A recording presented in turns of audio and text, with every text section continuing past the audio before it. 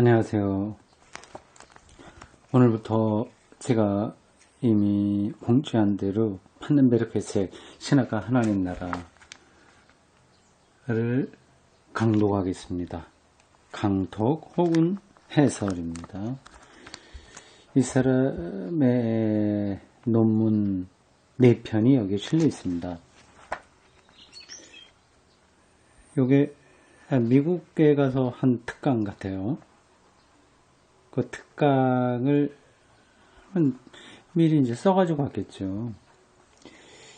그래서 아마 영어로 되어 있는 것 같은데, 이게 독일어로도 나왔을 것 같습니다. 제 추정에.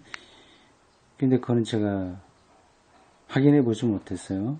있는지 없는지 모르겠습니다. 이게 4편이 되어 있습니다. 제목이 다음과 같습니다. 첫 번째 논문, 신학과 하나님 나라입니다. 이게 이 첫 번째 논문이 이 책 제목으로 잡혔네요. 영어 책 제목이 이렇게 되어 있습니다. Theology and the Kingdom of God. 그대로입니다. 신학과 하나님의 나라, Kingdom 이렇게 되어 있어요. Kingdom of God. 신학과 하나님 나라. 이게 첫 번째 논문이고, 두 번째는 하나님 나라와 교회입니다. 여기에도 하나님 나라가 들어가 있어요. 그거와 교회의 관계가 뭐냐, 이란 문제를 이 논문에서 다루고 있습니다. 예수님께서 하나님 나라가 가까이 왔다 이렇게 얘기했고요. 예수님이 곧 재림할 거라고 그래 약속도 있었고, 승천한 다음에 승천하시면서 다시 오마 하셨고, 초기 기독교인들이 그 예수님의 재림을 굉장히 빨리 일어날 거다 이렇게 생각을 했어요. 근데 그게 지체되지 않았습니까? 그래서 초기 신학자들이 예수님의 재림이 교회다 뭐 이런 식으로 얘기하기도 했습니다. 어거스틴도 그런 방식으로 얘기를 했을 것 같아요. 이제 그게 무슨 뜻인가 하는 거를 판넨베르크가 설명하고 있습니다. 제가 이 책을 물론 다 읽었죠. 아주 오래됐습니다. 오래전에 읽었는데 자세한 내용은 다 생각이 나지 않습니다. 책 읽기가 바로 그런 거예요. 우리가 컴퓨터가 아닌 한 인공지능으로 된 그러한 기기가 아닌 한 많은 경우에 잊어버립니다. 책을 읽고 잊어버려요. 일단 그 책 읽는 것도 다 이해가 되지 않고요. 일단은 처음부터. 그리고 이해되고 중요하다고 자기 생각했던 거라고 하더라도 시간과 더불어서 잊어버려요. 그런 어떤 느낌만 남습니다. 이제 그런 것들이 반복됨으로써 그 사람의 신학적 내공이 쌓이게 되는 거죠. 이걸 다 잊어버려도 괜찮습니다. 우리가 강의 앞으로 이걸 쭉 하면서 몇 번에 나눠서 할지 모르겠습니다만은 좀 천천히 진도를 나갈 생각이에요. 근데 여러분들이 들어서 일단 처음에 다 이해가 되지 않을 거고요. 그리고 이해가 됐다고 하더라도 상당 부분 놓치게 될 겁니다. 그러나 이러한 길을 꾸준하게 가다 보면 자기도 모르는 사이에 실력이 늘었다는 걸 느끼게 될 겁니다. 나무가 자라는 거하고 비슷해서 눈에는 안 보여요. 이 지적인 능력, 어쩌면 사유하는 능력, 이런 것들은 눈에 보이지 않게 성장합니다. 때에 따라서는 또 퇴보하는 것 같이 느껴질 때도 있어요. 그래서 이런 걸 견뎌내기가 좀 어렵습니다. 많은 경우에는 그래서 포기하죠. 아예 들어가질 않습니다. 근데 그래도 이제 그런 길을 쭉 가는 사람들은 자기도 모르는 사이에 정신적인 키가 훌쩍 자랐다고 하는 것을 나중에야 깨닫게 될 겁니다. 하나님 나라와 교회, 이게 두 번째고요. 세 번째는 하나님 나라와 윤리학의 근거, 이렇게 되어 있습니다. 이 제목만 보고 아 이게 어떤 이야기일 거다 하는 것이 추정돼요. 이제 그런 준비가 된 사람들에게는 되는 거죠. 근데 전혀 강감한 사람들, 이렇게 신학에 대한 소양이 기초 체력이 없는 사람들에게는 이런 제목을 들어도 와닿는 게 없을 겁니다. 하나님 나라와 윤리학의 근거. 그렇죠. 하나님 나라를 예수님께서 말씀하시는데 그 말씀대로 우리가 이 세상에서 살아갈 수 있느냐 하는 겁니다. 윤리학은 인간 행동에 대한 가치론적 판단이잖아요. 인간 행동이에요. 겉으로 드러나는 거예요. 거짓말하지 마라 라든지 뭐 등등 윤리, 도덕, 규범 이런 것들입니다. 하나님 나라가 과연 그 근거가 될 수 있느냐고 하는 거죠. 남에게 대접을 받고자 하는 대로 대접하라. 이런 것들이 윤리학의 근거가 될 수 있네. 이렇게 사실은 살지 못하지 않습니까? 오른뺨을 치는 사람에게 왼뺨을 대라. 이러한 산상수훈에 나와 있는 이런 가르침들도 실제로는 우리 윤리, 기독교인의 윤리에 근거가 되시기에는 힘들지 않습니까? 도대체 그러면 하나님 나라가 하나의 공허한 이상, 아이디어에 공허하다고 표현하기보다도 우리가 실체로서 잡아낼 수 없는 그런 아이디어에 불과하냐 이런 질문이 가능한 거죠. 그런 것들을 이제 이야기하려고 합니다. 이게 이제 기독교 교리사에도 굉장히 논란이 된 것들입니다. 그러니까 하나님 나라를 아주 구체화해 보려고 했던 사람들이 있었어요. 시대적으로 계속 그러한 사람들이 있었습니다. 극단적인 기독교 윤리를 하나님 나라의 근거에서 실천해 보려고 하는 그런 사람들이었어요. 근데 그 대다수가 실패하죠. 실패해요. 그러니까 유토피아와 같습니다.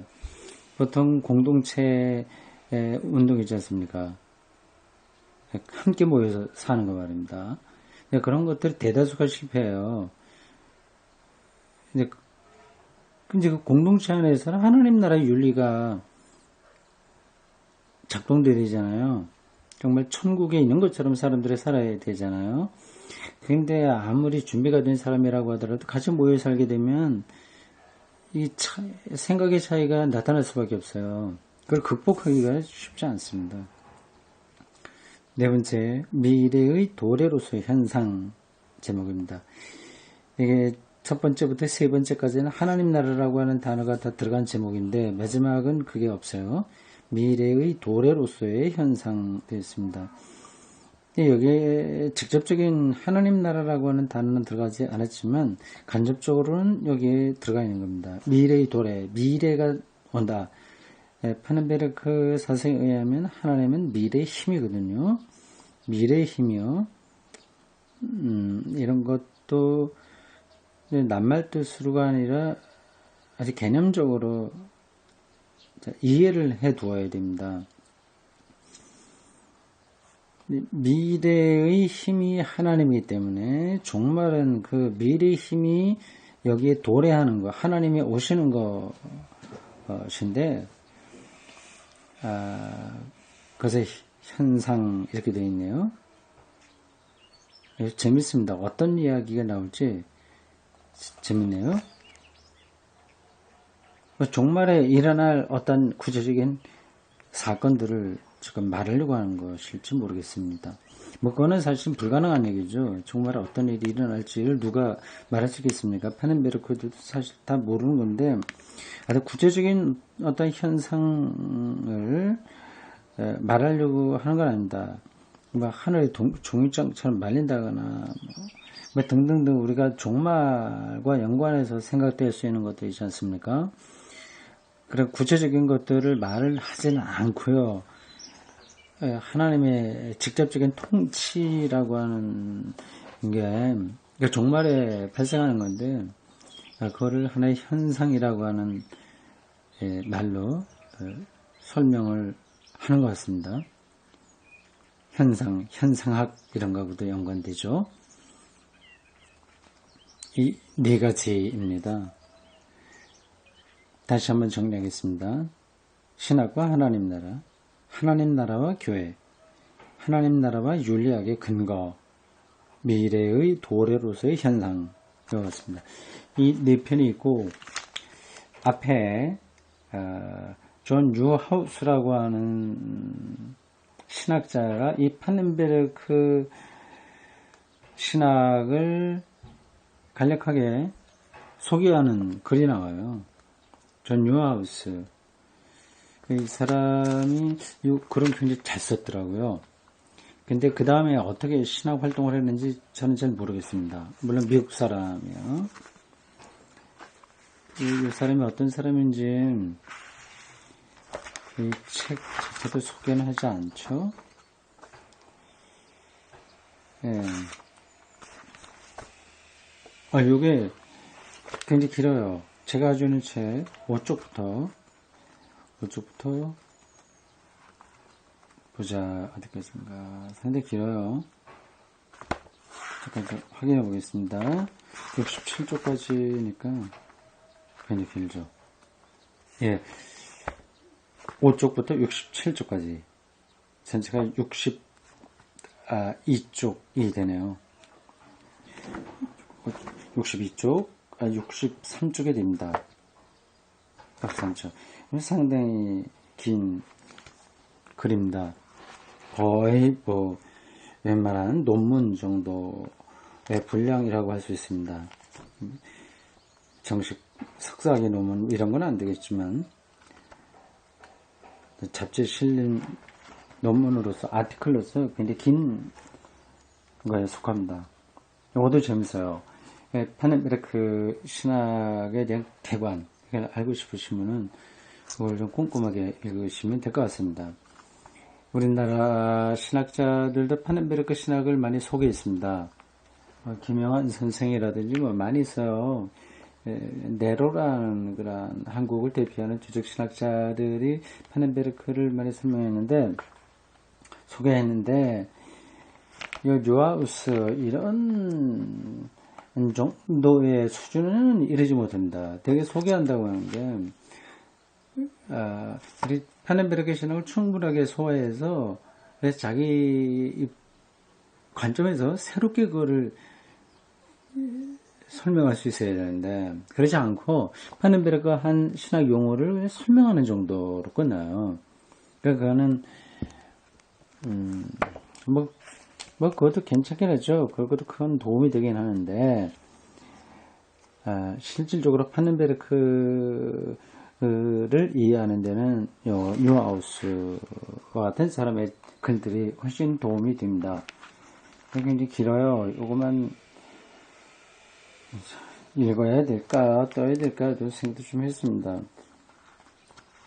봐서 제가 이 강독을 하다가 중간에 조금 진도가 잘 안 나가면 요 부분으로 앞으로 돌아와서 이 뉴하우스의 글을 조금씩 설명하도록 하겠습니다. 여기는 이제 파넨베르크가 미국에 와서 강연했던 것, 그리고 몇몇 그 미국 신학자들의 반응들, 이런저런 에피소드, 이런 것도 있어서, 읽기에는 흥미가 있어요. 지루하지 않습니다. 그렇고, 일단, 첫 번째 글, 신학과 하나님 나라, 첫 번 패러그래프를 한번 읽어보겠습니다. 예수의 메시지는 임박한 하나님 나라의 선포에 집중되어 있다. 무엇을 먹을까, 무엇을 입을까 하고 염려하는 사람들에게 대한 그의 다음과 같은 말은 이 집중을 밝히 표현하고 있다. 번역이 좀 무섭죠?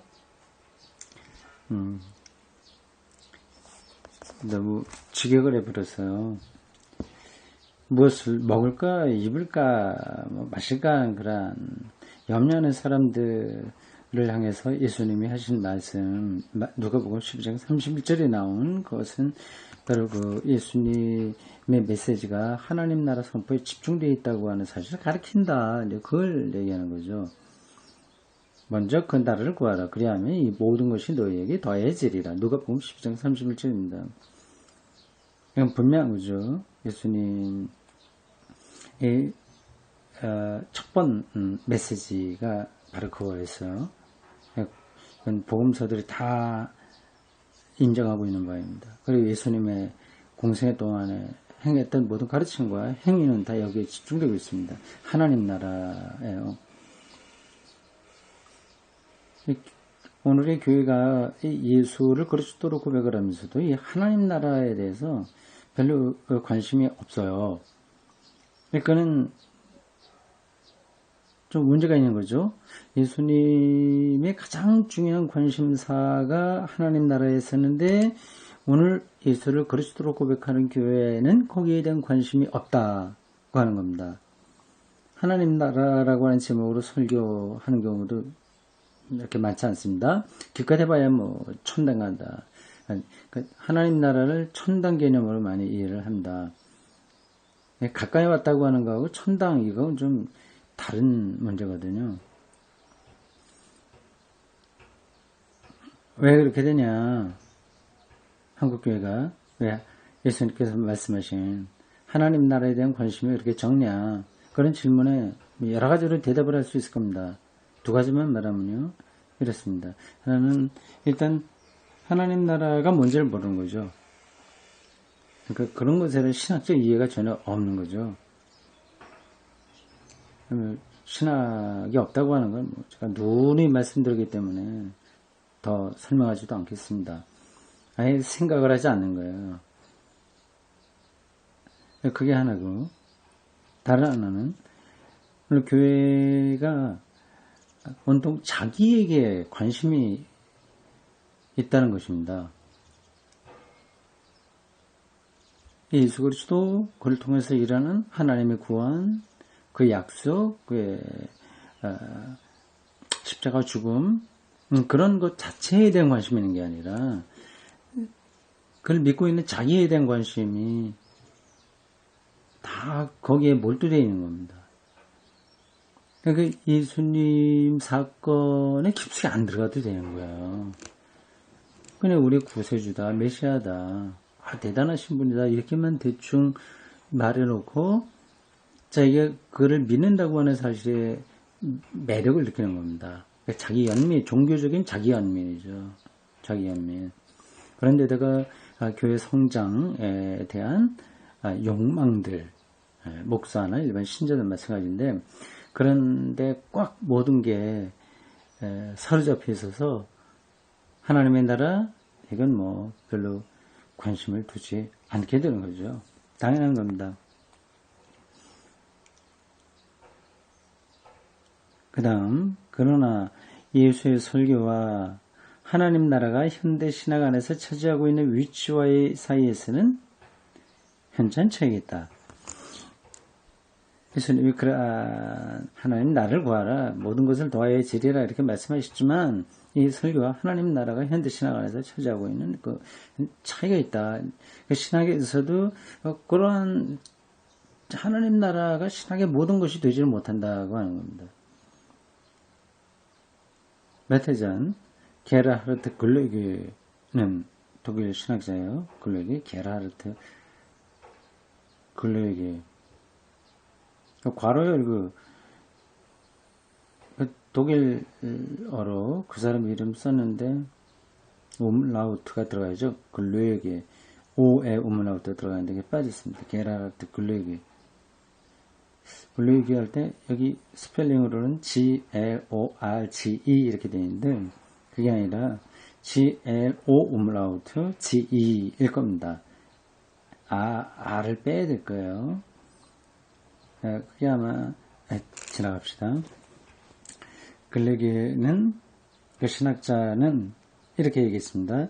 일반적으로 말해서 현대 프로테스탄트 신학은 그 모든 분야에 있어서 예수의 설교의 근본 이념을 상실하고 있다고 했다. 글로이게가 이렇게 짚은 걸 판넨베르크가 인용했습니다. 그런 건 밑줄 치고 여러분들이 나중에도 더 생각해 보시고요. 혹시 다른데 글을 쓸 때나 아니면 어떤 사람 신학들을 대상으로 강연할 때 필요한 거라고 한다면 이렇게 인용해서 말하면 좋습니다. 독일 신학자 게라르트 글르기가 말한 대로 현대 프로테스탄트 신학은 모든 분야에서 예수 설교의 근본 이념을 상실하고 있다. 그렇게 하는 거죠. 예수 설교의 근본 이념을 상실하고 있다. 신학도 그런데 교회 신앙생활에서야 오죽하겠습니까? 계속해서 갑니다. 이 상실이 발생한 것은 우리가 상상하기 보다 훨씬 최근의 일이다. 이게 직역이라서요. 이게 예수 근본 이념을 상실하고 있는 건데 이것은 최근의 일이다. 그전에는 안 그랬다는 뜻인가요? 좀 가봐요. 미국 신학의 역사에 있어서는 특히 그렇군요. 퓨리턴 신학자들로부터 사회 복음 운동에 이르기까지 하나님 나라가 중심적 주제였다. 하나님 나라 개념이 이렇게 약화된 것은 사실은 그렇게 오래된 게 아니라 최근 일이다를 이야기하면서 그 근거로 두 가지 신학 운동을 거론하고 있습니다. 하나는 이제 여기 미국에 와서 강연한 거니까 미국과 연관된 신학을 얘기해요. 하나는 프리턴 신학자, 청교도 신학자들이죠. 청교도 신학자들부터 사회복음주의 운동에 이르기까지 두 가지가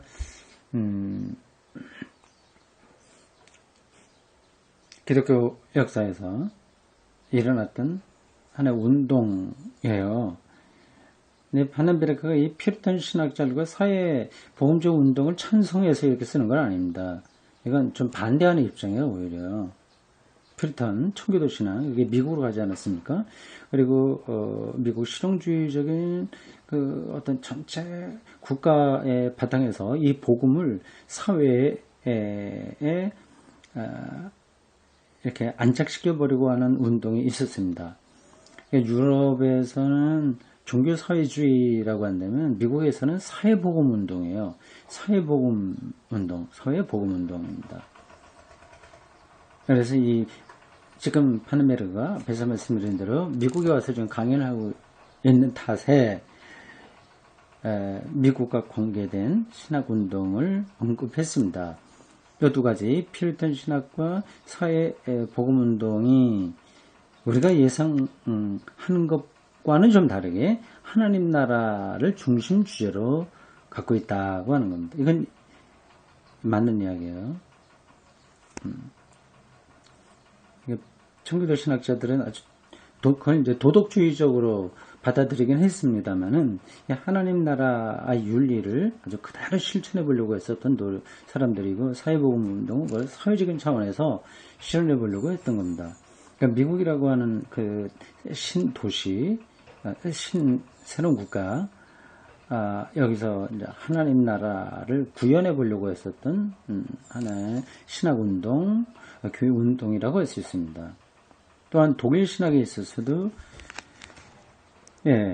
칸트와 슐라이르마허 이래 리카르트 로테와 리츠를 통해서 하나님 나라가 기독교 메시지의 중심이었던 것에는 이론이 없다. 여기까지가 한 패러그래프입니다. 한 패러그래프요.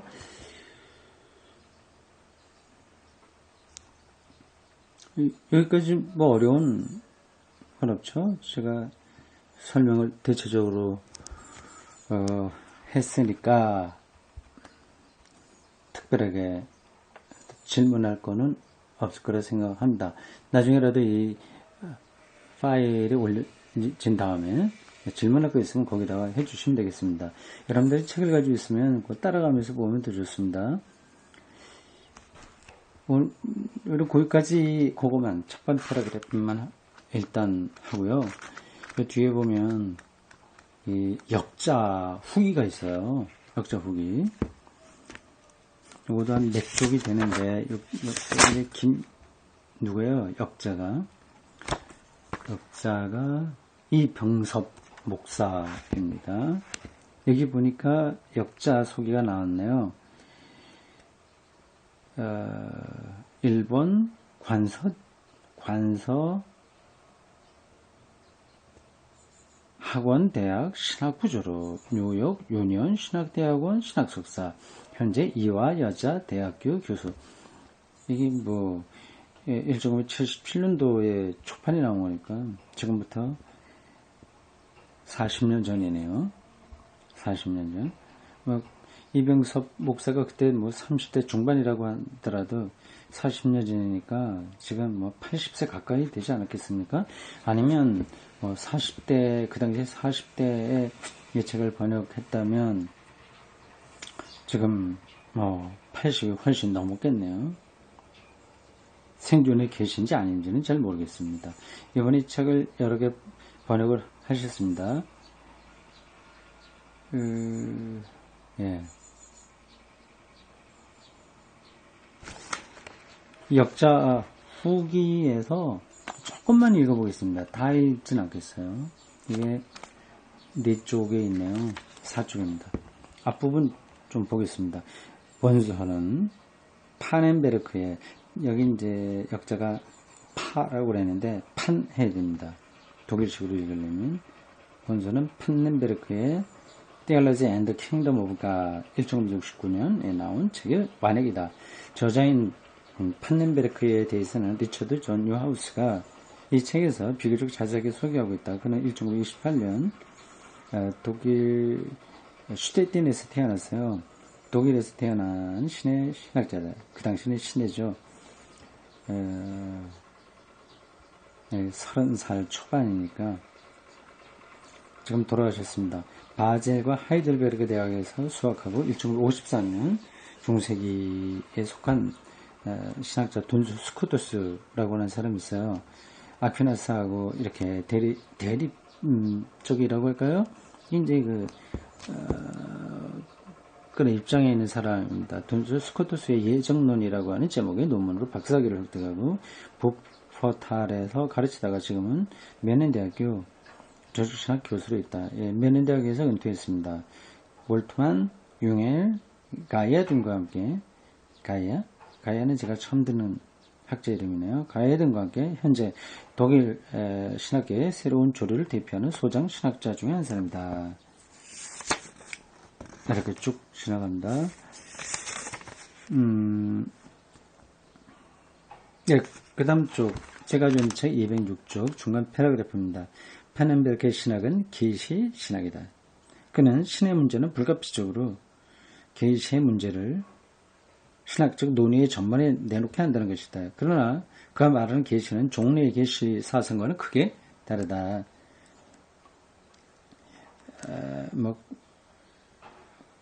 다르죠.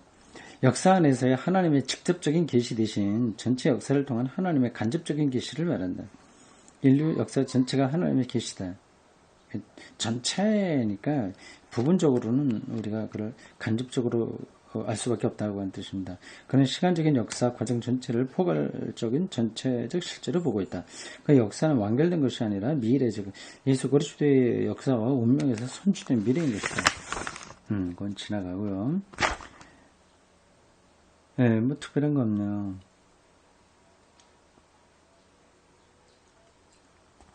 마지막에 이렇게 썼습니다. 이 책의 번역에서 역자는 대단한 정성과 공을 들였다. 정확하면서도 읽기 쉽게 하려고 노력했다. 이것이 판넨베르크 신학의 길자고 되길 바란다. 네, 번역에서 좀 문제들이 눈에 띄어요. 원수가 없어서 제가 확인할 길은 없습니다. 그러나 판넨베르크 신학 전반에 대한 이해가 저에게 조금 있어서 약간 어색한 번역 이런 것들을 제가 힘이 닿는 한도 안에서 좀 고쳐가면서 읽도록 하겠습니다. 여러분들 기대해 보십시오. 이게 판넨베르크의 논문 4편을 같이 읽는 건데 판넨베르크만 읽는 게 아닙니다. 이 강독이라고 하는 것은 그 텍스트를 읽어내는 건데 그 뛰어난 학자의 텍스트는 많은 거를 그 안에 담고 있어요. 많은 거를.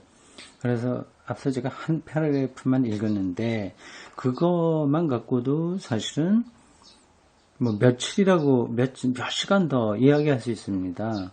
그 한 패러그래프만 갖고 뭐 제가 흔하게 하는 어투로 A4용지 10장을 쓸 수 있습니다. 우리가 이 네 편의 논문만 보는데 그 파넨베르크 전체 신학과 그뿐만 아니라 기독교 사상의 전반 그리고 현대 신학의 여러 갈래들 특별히 이 사람은 해석학적 신학을 하는 사람이라서 철학적 관점들 두루두루 우리가 맛볼 수 있습니다. 이 파넨베르크 신학을 조금 더 요약해서 말씀드리면 다음과 같습니다. 교부 신학이에요. 교부들이요. 터툴리안, 뭐 오리게네스, 어거스틴 이런 사람들처럼 초기 기독교 교리의 그 사도들 이어서 교리의 내용을 풍부하게 만들었던 이 교부 신학에 분명하게 서 있습니다. 거기다가 종교개혁의 토대도 분명하고요. 그 교부 신학을 이렇게 기독교 중심인데 현대적인 개념과 언어로 재해석하는 역할을 했다. 그런 점에서 아주 대표적으로 한 사람이다. 이렇게 여러분들이 이해하시면 되겠습니다. 예, 앞으로 이 강독을 일주일에 한 번 혹은 두 번 하게 되는데 한 30분 한 번 강의에 강독에 30분 정도 30분이나 40분 사이에 이렇게 하겠습니다. 30분 지났죠? 수고하셨습니다.